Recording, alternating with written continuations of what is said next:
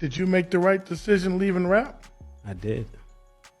Everything now that we see playing out was all the things I escaped. The car, the shine, the loan, the Puff Daddy, the Craig Mack, Biggie Smalls. the Biggie Smalls. So even though I made those decisions and it cost me money, that's why I got with Killer and gave me the money back. I didn't lose no money. It's destiny. This whole Diddy's hired ex-workers going on a press tour has been wild, and the information that they revealed is just too much for my ears. So one of them workers who actually testified in the Diddy trial has gone on a press tour trying to publicize his book, and he has left everyone shook, from Cameron to VladTV to Mase, who had first-hand experience with Diddy. This dude, the Punisher, aka Share Hayes, has freak-off stories for days, one of which involves him getting off on Diddy. When Share was hired, he didn't even know he was walking into that kind of situation the first time he got the call. According to his own words, Cassie hit him up under a fake name, Janet, and said it was her birthday, claimed her husband allowed her to hire a dancer, just a private party booking. She gave him the date, the time, and the address. He quoted her around $200. No red flags at first. That's just business as usual for him. Yo, they called up like they was just hiring a regular party. Cassie hit me directly, said her name was Janet, and said it was her birthday. So her husband said she could hire a dancer. So I just booked it like a regular party. At the time, it was like $200. I gave her a quote. She said she was going to be there with some friends. They gave me an address and the time to show up. And I'm thinking I'm showing up to do a party, just a regular little striptease for a birthday girl. Now, the way they found him, just regular SEO. Share's business is tight. If you search male strippers for hire in NYC, his site pops up. So Puff and Cassie didn't target him specifically. They clicked the link, made a call, and he happened to answer. All my marketing stuff in my business is like SEO, so Google searches. So if you go online in the New York City area and you put in male strippers for hire or whatever, my website's gonna come up. So they just clicked on the website and called the number, and I just happened to pick up the phone. It wasn't, I don't think they were looking for me specifically. Right. I just picked up the phone. Got you. And according to Share, he pulled up thinking it was a private party, but the location was a high-end hotel, which is what continued for the rest of their professional relationship. We're talking Trump Tower, Essex House, and another spot on Central Park West he couldn't even name off top. Every single place was next-level luxury. He said one of those suites, the London Hotel, was going for $30,000 a night. Just the setting alone told him this wasn't your average private event. Along the lines of super high-end, super suites. One of the suites, man, in the London Hotel, it was so crazy when I got out of it. I Googled it, and the joint was like $30K a night, yo. Wow. I never seen nothing like this in my life, man. The hotel room looked like, you know that scene in the Titanic when they walk in that ballroom and the stairway well comes down? Right. Like the hotel room was crazy. And when he got there, Cassie made one thing clear. This wasn't just a personal pleasure experience. It was a scene, candles everywhere, all the furniture covered with white sheets, a single chair set up across from a large sofa, and that husband she mentioned would walk in later, sit in the corner of the room, and just watch everything and gave commands. Share said Puff never spoke to him directly, not once. All instructions were passed through Cassie. If Puff wanted the angle changed, more oil applied, or the lighting adjusted, he'd tell her and she'd pass it along. Nah, I never started with him in the room. Okay. It would only be me and her, and she had said at some point her husband's gonna walk in and I'm not supposed to acknowledge him, look at him, act like he's not even in the room. Right. So we'll be like on the couch, let's say on one end of the room, and then like on the far end of the room, it'll be like a table with a chair.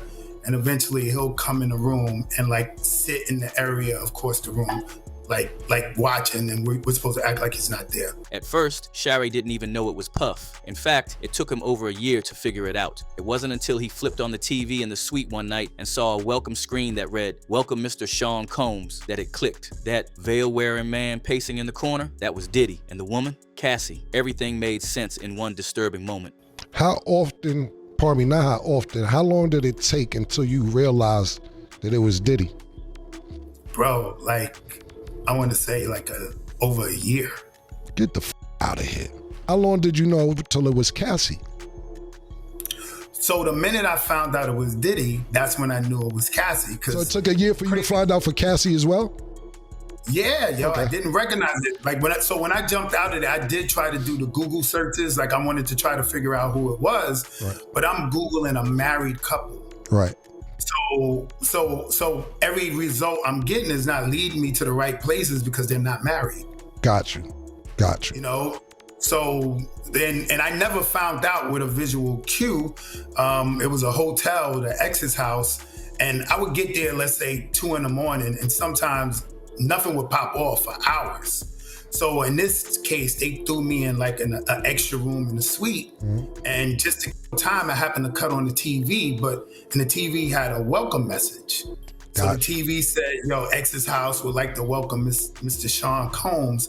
And I'm like, yo, this is crazy. Like, I had no idea, man. So that's how you found out that it was Cassie. And what makes it worse, Diddy didn't just watch. He participated in his own twisted way. Sheree described Puff pacing back and forth without clothes, except for a Muslim-style veil that only revealed his eyes. And in his hand, a bottle of Astroglide. Puff would walk, stroke himself, and make commands or gestures. Never to Sheree directly, only to Cassie. Yeah, man. Every time, you know, it was obviously something he was into in terms of visually watching this. Yo. So What was being done with the Astroglide though? Paul. I guess he's using it as lubricant to beat off. You know what I'm saying? That was, you know, he's pleasuring himself during the action. So I'm obviously he's using that for lube. Do you consider Puff a cuckold? Yeah, I mean the whole time that's what I thought it was. Right. Yeah, I thought it was. It's because you keep using the word voyeur. This is cuckold activity. Yeah, without a doubt. Yeah, we're gonna step it up to cuckold. Yeah. So I'm saying voyeur because that's what she said to me. But it didn't stop there. In one session, after Sheree had been working with them multiple times, Puff escalated it. They were in the bedroom this time, not the living room. Puff started walking around the bed while Shari and Cassie were getting into it. Then out of nowhere, Puff threw a stack of $100 bills on the bed and said, "I'm enjoying this." That money ended up being Shari's pay for the night, $2,000. That was his standard rate per session. Sometimes he'd do 3-day runs, Friday through Sunday, and make $6,000 in one weekend. So in the bedroom, he's in a closer proximity because he's walking around the bed. And at some point, like almost at like the strip club, he took like a stack of hundreds, just threw it on the bed while we was, when me and her was having sex, and we both was like, what's going on? And he just was like, nah, I'm enjoying this shit. And, you know, we just kept doing what we was doing. Right. Every single time I came, it was $1,200 or $2,000. But like I said, sometimes I could come 3 days in a row. Right. So, you know, so be $1,200, $2,000, $1,200 for that. You know what I'm saying? for that session. 3 days. Yeah, exactly. Got you.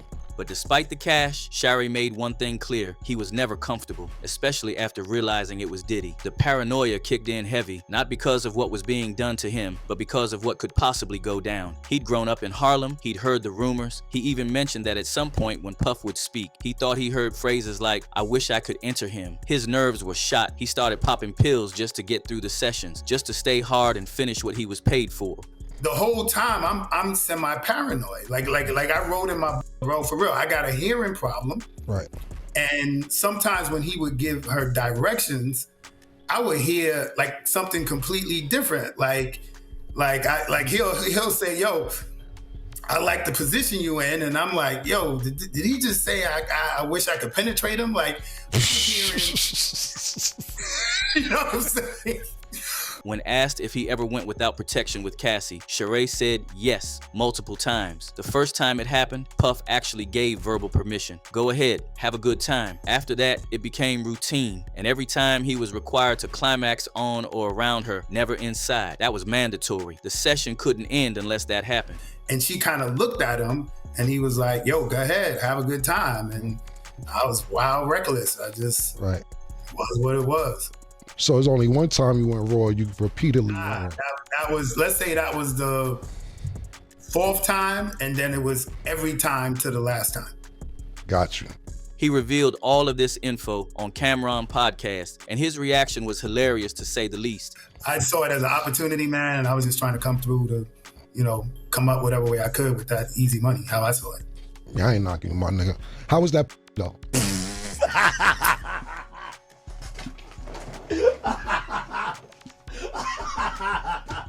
And what Shari described, it wasn't just desire, it was a system, a machine that chewed people up behind closed doors. Shari never tried to get involved with Cassie personally. He made that clear. Even when Cassie said she felt comfortable with him, he understood it wasn't romantic. It was about functionality. She had to play her role for Puff's pleasure, and she needed someone she could tolerate to make the scene believable. Still, Shari knew the boundaries. He said he'd seen what happened when other dudes caught feelings. That wasn't going to be him. I also seen that you say Cassie said she felt comfortable with you. Did you take that as she liked you? Not really. I knew it was clear, man. This was something we were setting up for her dude, right? At the time, I'm thinking her husband, because she said this to me the very first encounter, right? So I didn't think it was a personable, she's into me, but obviously, if this is something that has to be done based on their sexual fetish, well, she's going to do it with somebody that, all right, I'm comfortable with this dude, you know? Right. So I always took it as, however the vibe was, however things went, it worked for her. So that's why she said, I want to call you back, you know? Got you. There was no jealousy from Puff either. That's what made it even more twisted. Puff wasn't just allowing it, he was feeding off it. He wanted it. Did Puff ever appear jealous while you guys were having intercourse or participating with each other? Not at all, man. Not at all. It was like good to go. Like I told you, the focus was making sure he got the right visuals, the lighting was right, put more baby oil on. Like he was into it from an enjoyment standpoint, not. Yeah. So, but you saying he basically never was jealous. Cassie ever reach out to you without Puff? Nah. And it didn't stop there. Shari even claimed that Diddy once asked him to bust on him. And now Mase, who worked very closely with Diddy, is reacting to this entire mess. The pain and trauma that came from being associated with that label was too real, too deep. Did you make the right decision leaving rap? I did. Everything now that we see playing out was all the things I escaped. The car, the shine, the loan, the Puff Daddy, the Craig Mack, Biggie Smalls. the Biggie Smalls. So even though I made those decisions and it cost me money, that's why I got with and they gave me the money back. I didn't lose no money. It's destiny. Mase said that he is also ready to visit Diddy in jail if he tries to drag him into this mess. And next week, I want to put it out to the fans. I'll let the fans vote on it. Unless you want to vote on it, they asking me to come to the Diddy Trial. You think I should go this week? It's up to you. I don't know your relationship. No. What is your relationship?